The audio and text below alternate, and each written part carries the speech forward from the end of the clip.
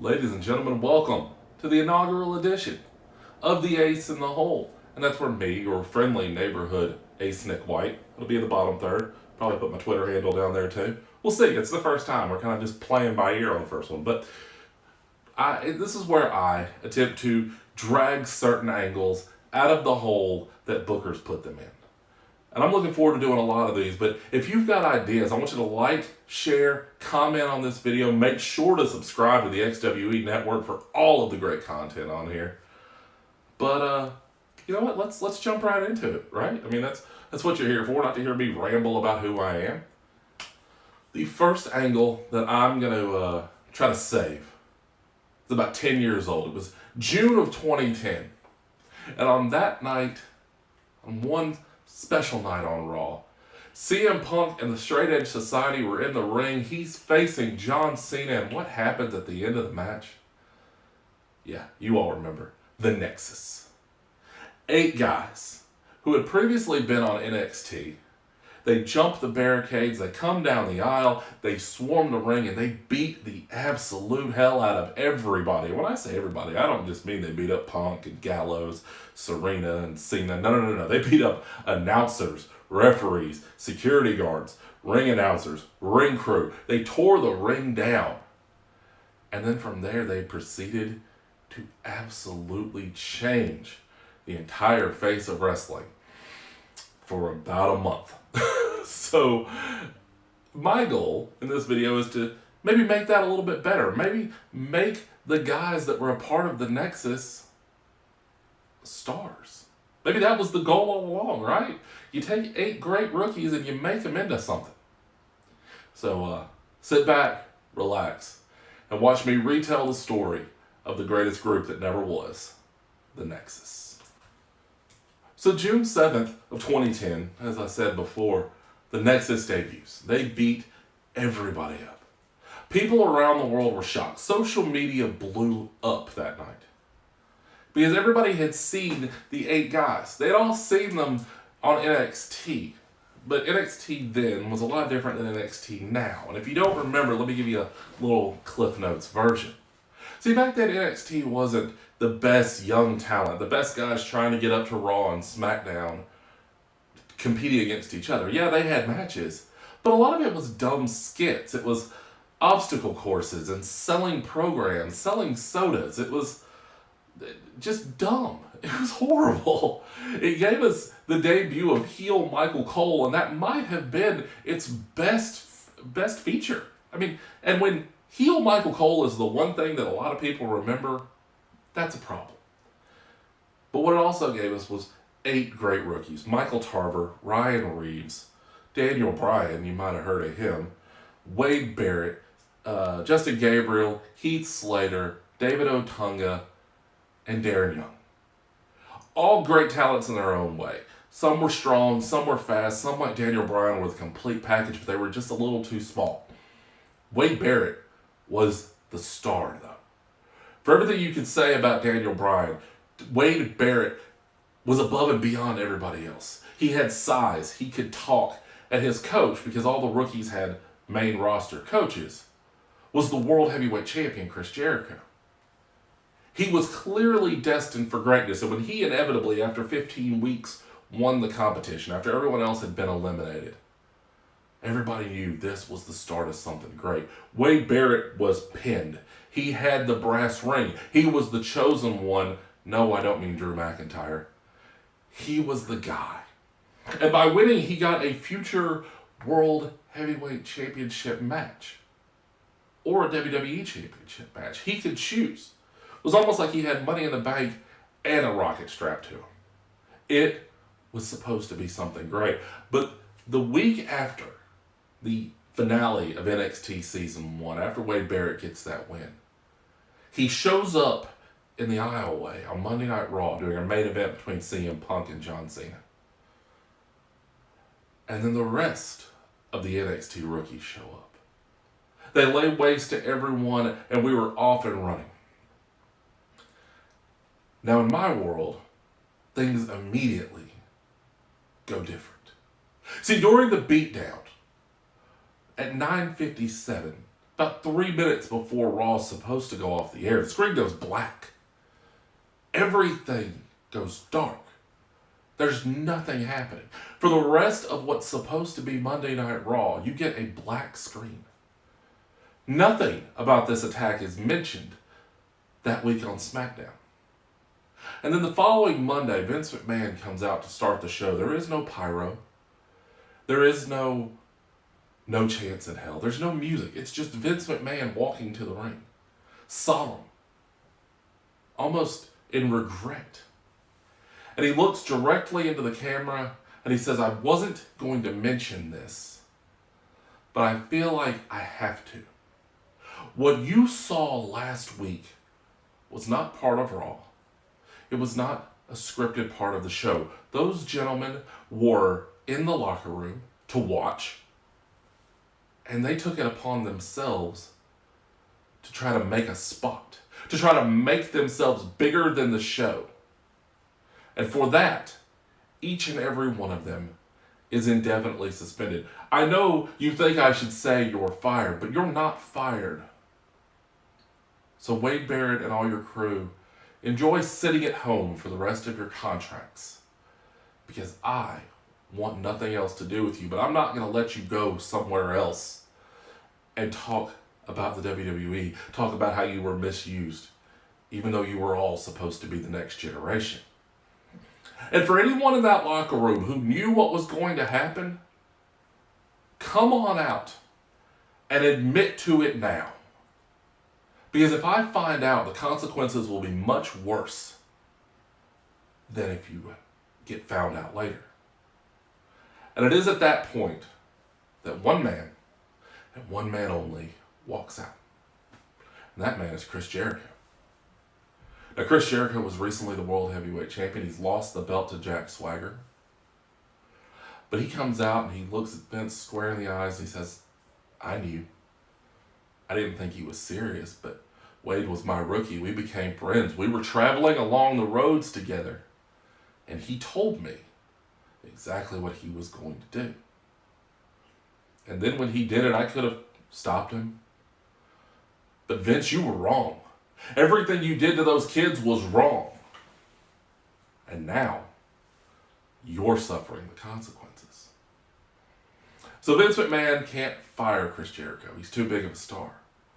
And he doesn't want to suspend him. No, he wants to punish him. And that punishment begins that night, as he goes 2-on-1 with the Straight Edge Society, and Luke Gallows and CM Punk beat Chris Jericho down. It doesn't resemble a wrestling match. It's a fight. They get him down on the floor and the referees do nothing to stop it. Chris Jericho gets bloodied. He gets beat up. And for weeks leading up to the next pay-per-view, Money in the Bank, this continues. Vince puts Jericho against Kane, the Big Show, the Great Khali, sometimes more than one of them at a time. And every week, Jericho takes a beating. Until finally, the last week, the Monday night before Money in the Bank, John Cena makes the save. I know what you're thinking. John Cena took an ass whipping just like everybody else. Well, John Cena says, I'm not here to save you. I'm here to save a piece of you. And at Money in the Bank, I'm going to fight you. We're not going to have a title on the line. It's just going to be me and you in the middle of the ring, and you're going to pay for what the Nexus did. So at Money in the Bank 2010, Chris Jericho takes on John Cena. But this isn't smiley, you can't see me John Cena. No, this is an angry, violent John Cena. This isn't 5 moves of doom. This is a double leg takedown and punches to the face. This is violence. Children in the crowd are shocked. They're walking up the aisle. They can't stand what they're seeing. And he beats Chris Jericho bloody. The screen goes black and white halfway through the match. This is an entirely new side of WWE's resident good guy.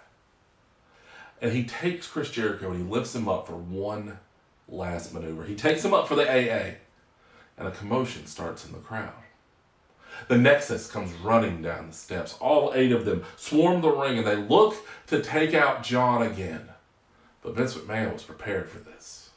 And he sends the entire Raw locker room, heels and baby faces alike, guys that are feuding or standing side by side, to take down this group of renegades trying to make their name off the established superstars of World Wrestling Entertainment.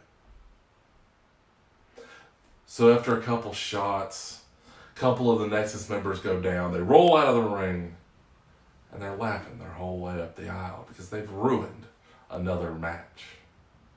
So the next night on Raw, John Cena calls a meeting.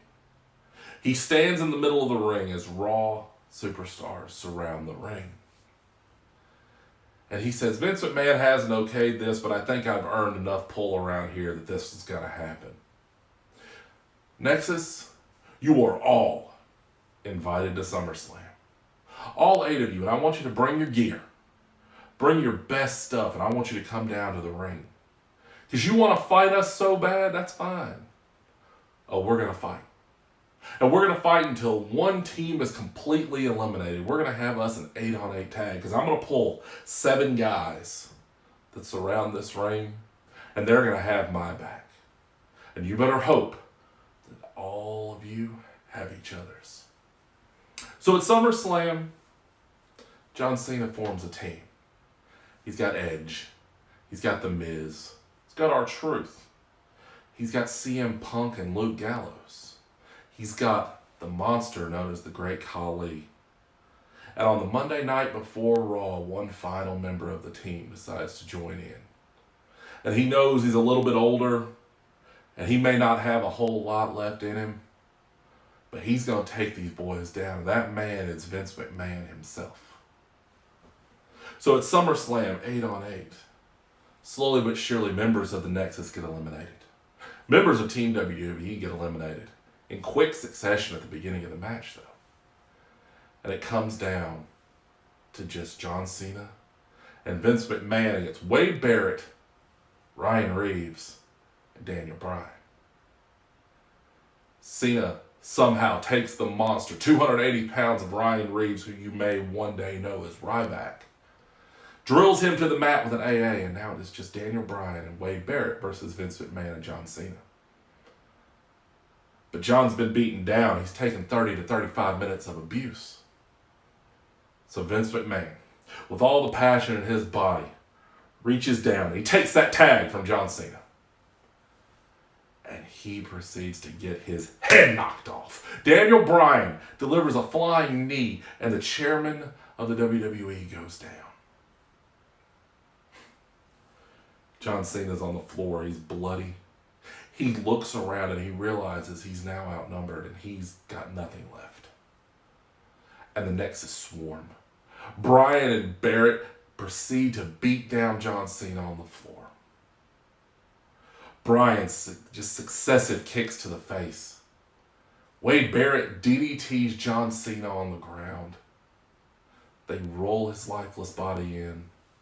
Bryan goes for the pin, and Cena, with one last gasp, rolls him up. 1, 2, 3. Oh my God, how is he going to survive? He's not.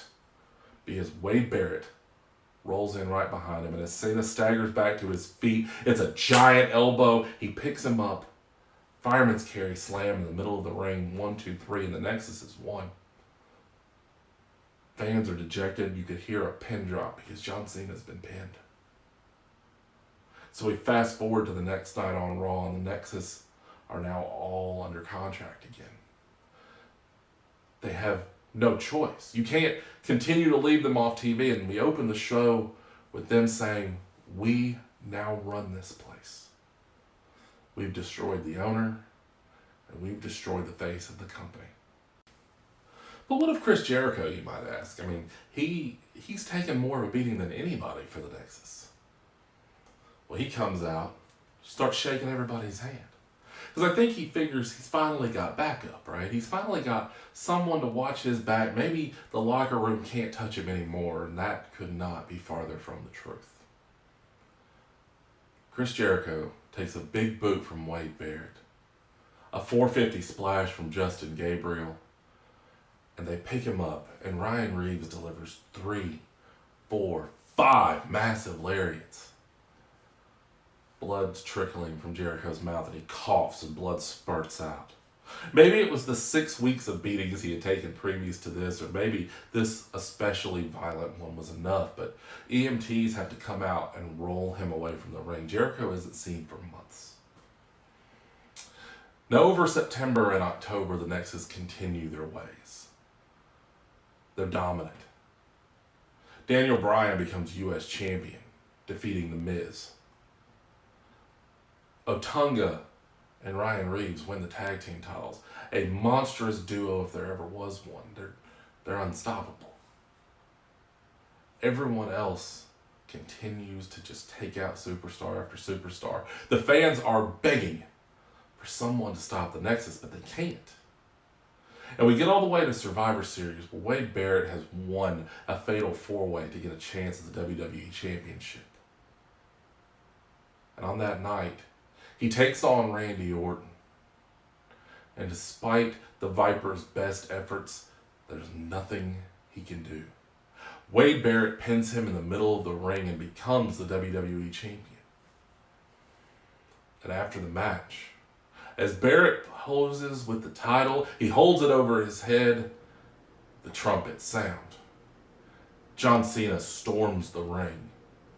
He's only made sporadic appearances because he's having to deal with the shame of having lost to the Nexus. And he says, Wade Barrett, your time has come.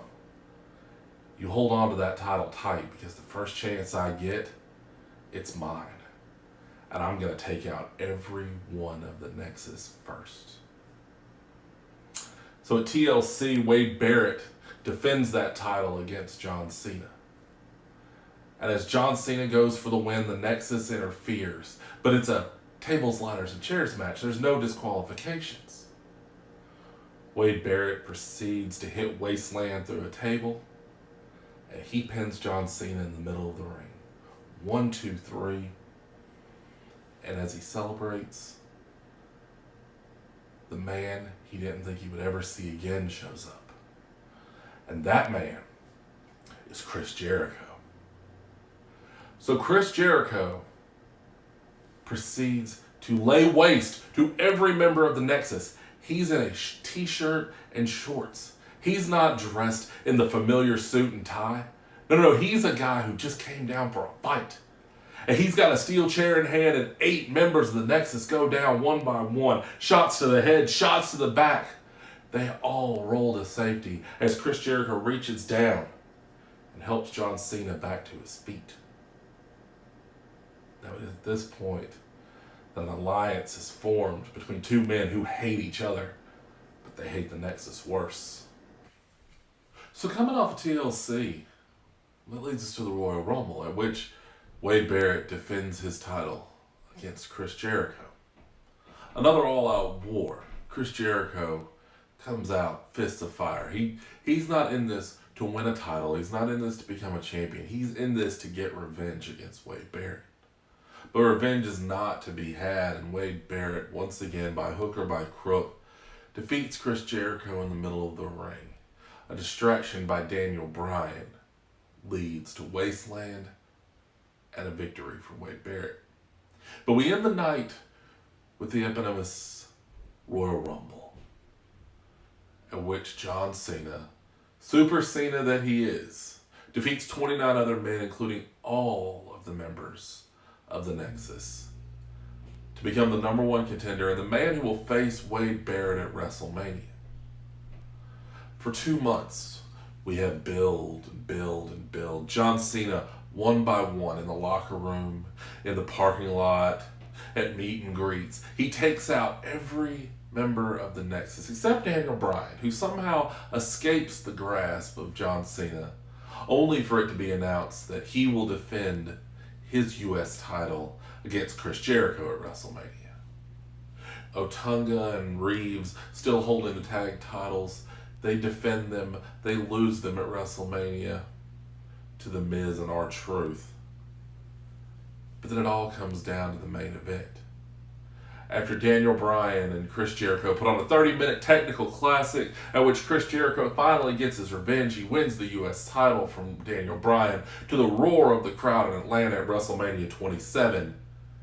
John Cena takes on the man who has tormented the WWE for the better part of a year, Wade Barrett. And it takes everything he's got. It takes 3 attitude adjustments. It even takes the debut of the super attitude adjustment off the middle rope. But finally, John Cena defeats Wade Barrett. But we leave that night at WrestleMania knowing Daniel Bryan is a future star of the company. Wade Barrett is still a future world champion and has already held his first. All the members of the Nexus have spent months being killers. And despite the fact that they're on a little bit of a losing streak at WrestleMania, that's what happens. Stories end and we get to build into the future. And speaking of stories that build into the future, as John Cena celebrates winning the world title, Mr. Money in the Bank, The Miz, cashes in. But that's for another day and another time. And as you see, with just a few tweaks, a few adjustments, the Nexus didn't have to be hacks. They didn't have to lose again and again. John Cena didn't have to kill them at the first shot. John Cena could have taken 8 months and built them into megastars, but that's not what we got. Ladies and gentlemen, this has been the first episode of The Ace in the Hole. I thank you for watching. Again, like, comment, subscribe, share the video. Let your friends know the XWE Network has a new Ace in the Hole.